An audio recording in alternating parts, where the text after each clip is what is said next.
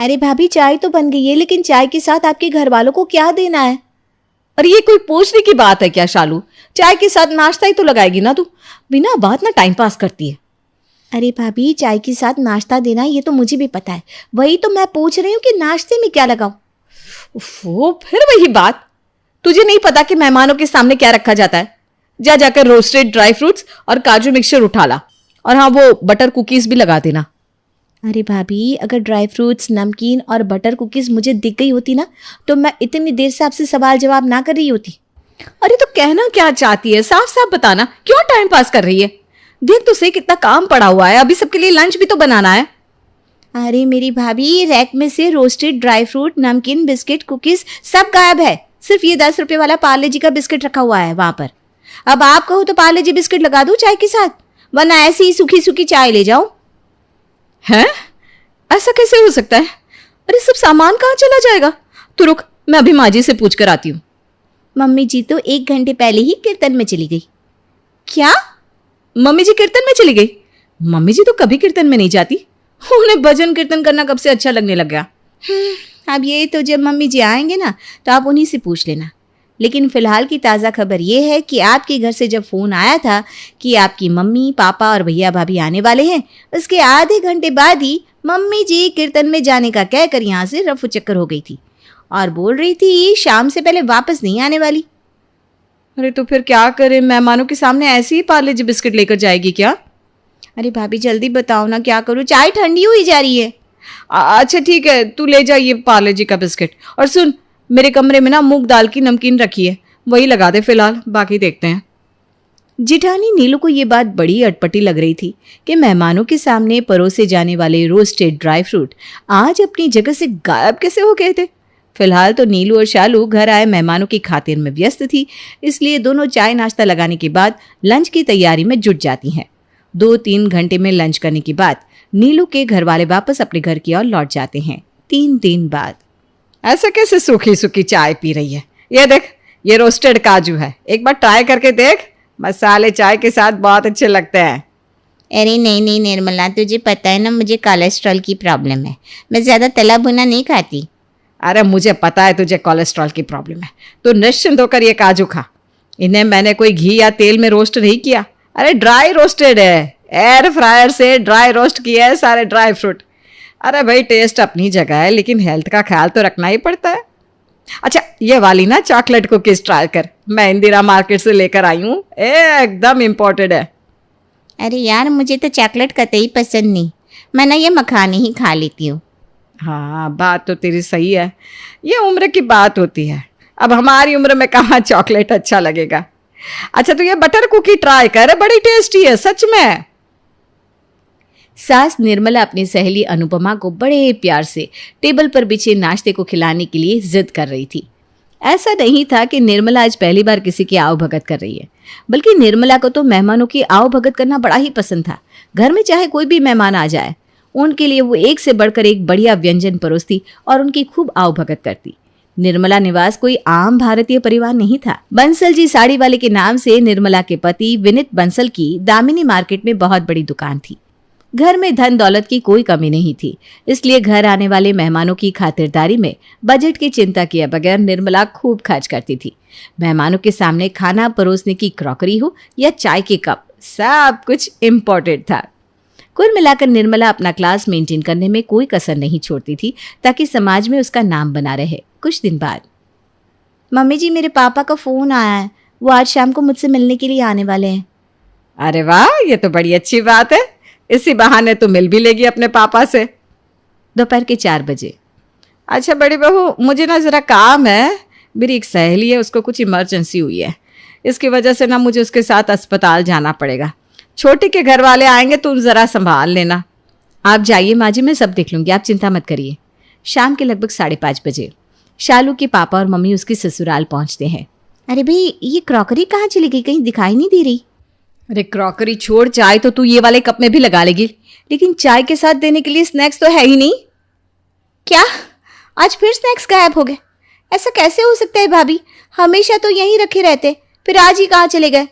अरे मुझे खुद समझ में नहीं आ रहा, सस्ते से बिस्किट रखे हुए यहाँ पर, अब बताओ मेहमानों के सामने ये बिस्किट ले जाते हुए हम अच्छे लगेंगे क्या? माँ जी की कोई सहेली आ जाती है तब तुम देखो कैसे माँ जी बढ़िया से बढ़िया चीज निकाल निकाल के टेबल पर सजाती है। और जब घर में हमारे रिश्तेदार आने वाले होते हैं तो माँ जी तो क्या, घर की क्रॉकरी, नाश्ते का सामान सब गायब हो जाता है। ये कोइंसिडेंस तो नहीं हो सकता। और ऐसा नहीं है कि ये सब पहली बार हो रहा है। अरे कई बार से मैं लगातार इस बात को नोटिस कर रही हूँ कि जब भी हमारे मायके से कोई आने वाला होता है ना, तो पहले तो माँ जी गायब हो जाती है और फिर उसके बाद घर का सारा सामान। तुम्हें ये सब खटक नहीं रहा क्या? सच बताऊं भाभी, जब मैं नई नई शादी करके आई थी ना, तभी से मुझे ये सब खटक रहा है। लेकिन माँ जी का लिहाज करके कुछ बोल नहीं रही थी। मुझे ऐसा लगा कि शायद मैं ज़रूरत से ज़्यादा सोच रही हूँ।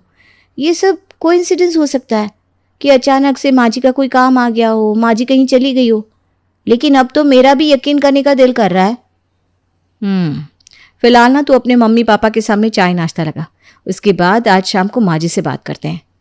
शालू के पापा के जाने के बाद।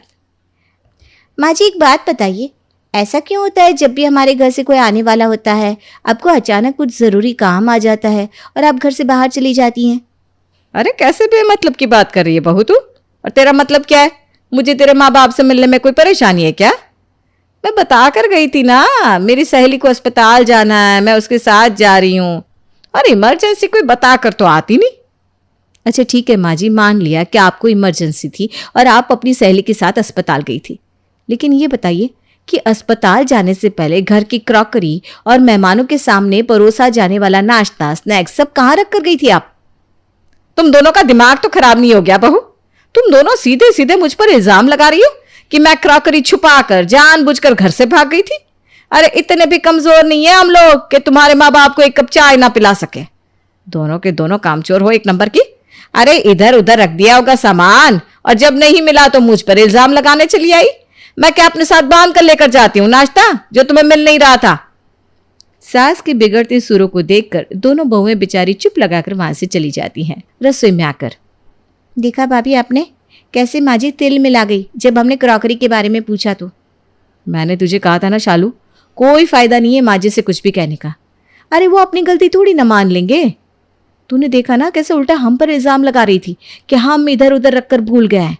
अरे इतने साल से ये घर चला रही हूं मैं, किसी और मेहमान के आने के समय तो कभी कोई ग्लास कटोरी गायब नहीं होते। ऐसा क्यों होता है जब हमारे मायके से कोई आने वाला होता है ना, तो घर में ढंग के कप प्लेट दिखाई नहीं देते और ना ही नाश्ता। सिर्फ उसी दिन हर चीज का अकाल क्यों पड़ जाता है इस घर में? अगर ये बात सच है ना भाभी, तो ये वाकई बहुत शर्म की बात है। माँ जी हमारे घर वालों के साथ इतना सौतेला व्यवहार करती है। अरे इनके घर के नाश्ते और खाने की भूखे हैं क्या वो लोग? आज से पहले क्या उन्होंने कभी काजू बादाम नहीं खाए क्या? ये तो एक सम्मान होता है कि मेहमान के सामने इंसान बढ़िया से बढ़िया नाश्ता लगाता है।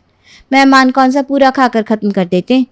मेरे पापा तो आप भी वैसे जानती हैं, इतने उसूलों वाले हैं कि बेटी के घर का पानी भी पीना पसंद नहीं करते। वो तो मैं ही किसी तरह अपनी कसम देकर चाय नाश्ता कराती हूँ। अरे शालू जाने देना, मुझे क्या बता रही है, मैं सब जानती हूँ। कोई भी लड़की वाला बेटी के घर खाने के लिए नहीं जाता। खराबी हमारे माँ बाप में नहीं, माँ जी की सोच में है और उनकी सोच को बदल पाना हमारे बस का नहीं है। तो छोड़ ना, क्यों अपना दिल जला रही है। 2 दिन बाद। अरे बहू देखना तो मेरे फोन से पता नहीं किसी को कॉल ही नहीं लग रहा, सिग्नल ही नहीं आ रहा मेरे फोन में। अरे मम्मी जी आपको किसी को कॉल करना है तो मेरे फ़ोन से कर लीजिए ना। होता है कभी कभी मोबाइल में ना नेटवर्क नहीं आता। हाँ वो रुचि को फ़ोन कर रही थी, तो अपना फ़ोन दे जा, मैं बात करके अभी देती हूँ। सासू माँ बहू शालू का फ़ोन लेकर अपने कमरे में जाती है और अपनी बेटी से बातें करने लगती है। भाभी मैं कहती थी ना, जब हमारे घर वाले आने वाले होते हैं तो माँ जी जानबूझकर सब कुछ छुपा कर जाती हैं। देखो मुझे इसका प्रूफ भी मिल गया।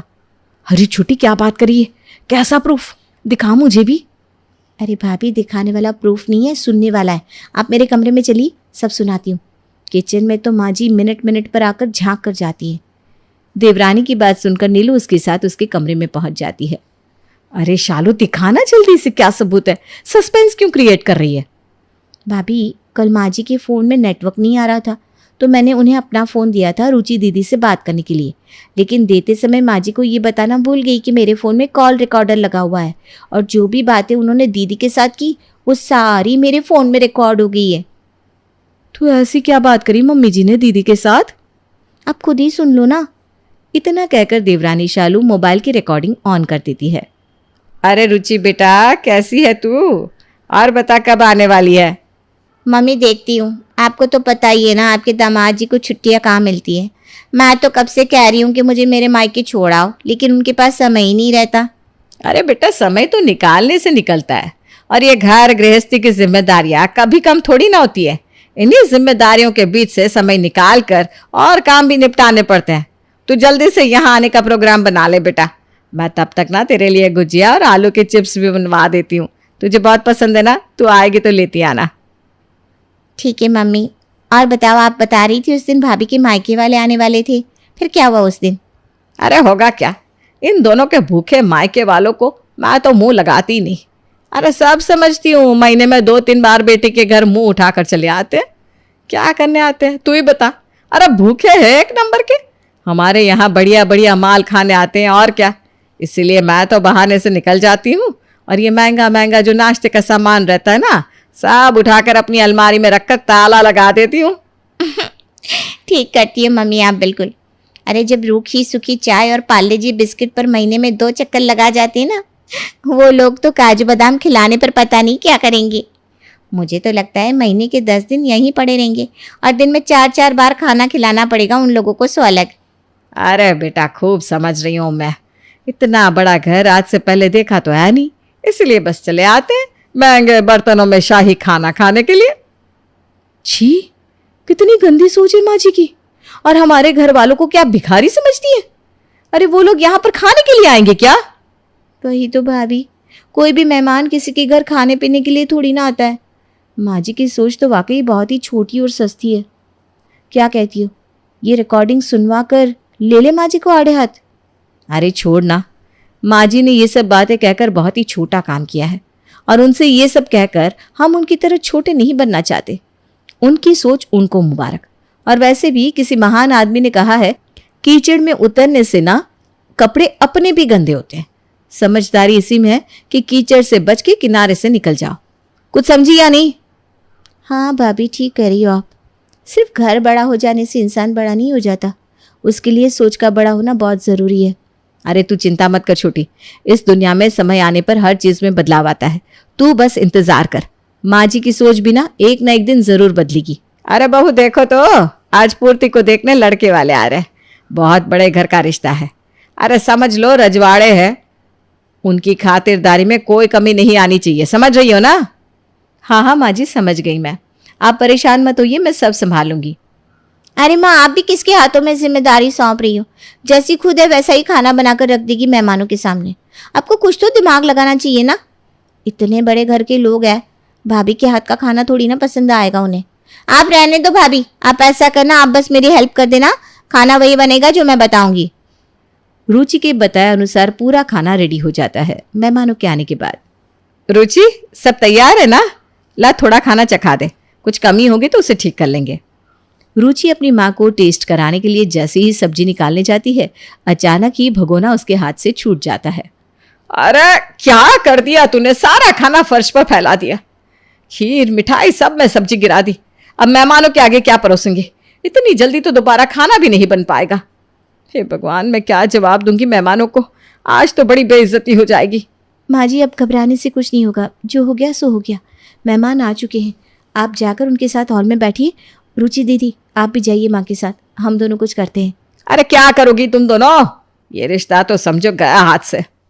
माँ जी, हम पर भरोसा रखिए, कुछ नहीं होगा। बहू की बात सुनकर निर्मला जाकर मेहमानों के साथ बैठ जाती है, लेकिन अभी भी उसकी धड़कनें बढ़ी हुई थी। लगभग 1 घंटे के बाद डिनर तैयार है, आप लोग खाने के लिए आ जाइए। निर्मला शालू की ओर हैरानी से देख रही थी।